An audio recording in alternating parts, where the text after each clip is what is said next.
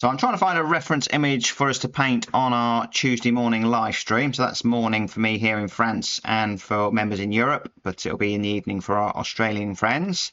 So I've got this photograph here I took a while ago while we were out in the camper van, and this was actually by a chateau that we've also painted for memberships. And I'd quite like to have a go at painting this, but the problem with this scene here is that light is not great. The whole building is in shadow, we've got a little bit of dappled sunlight.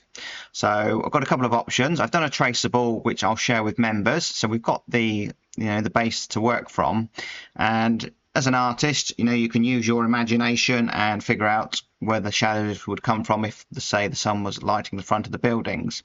However, that's easier said than done, and obviously from a tutor point of view, it's easier if I can show members a reference that we're aiming for.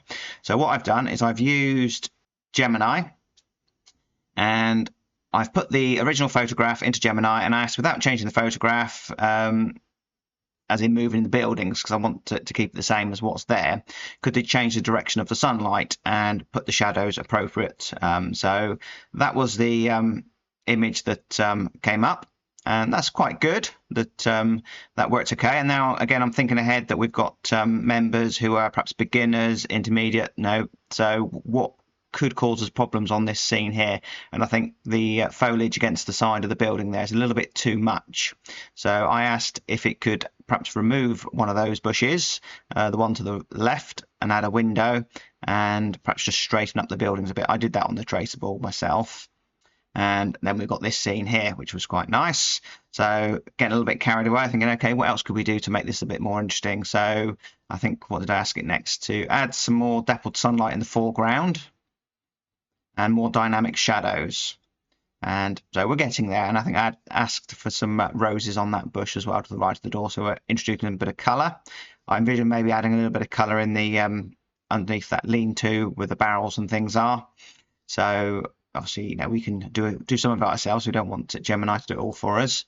But this is just a tool that I'm using for teaching. I'm sure artists will be using this in their daily work all the time. I know I probably would, but I certainly do it for my teaching, definitely.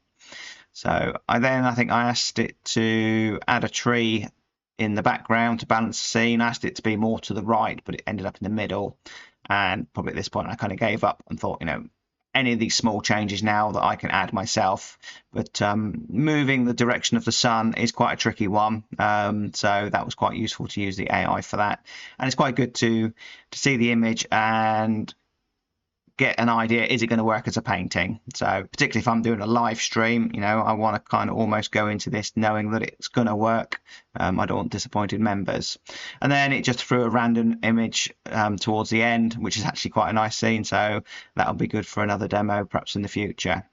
So that's a little bit of an insight to my process for coming up with images. That's the biggest challenge I face, I think, for producing so many demos that I do. We generally have about 4 watercolor demos each week on the live streams and memberships, and then obviously oil painting demos as well. So plus all the other things I've got on my other channels. So it's a great tool to use, but still plenty for us to do as artists. So it'll be good fun. So if you want to join me on memberships and have a go at painting this scene with me on a live stream, check out the link in the description, and I shall hopefully see you on a live in the future. Till then, hit like and subscribe, and bye for now.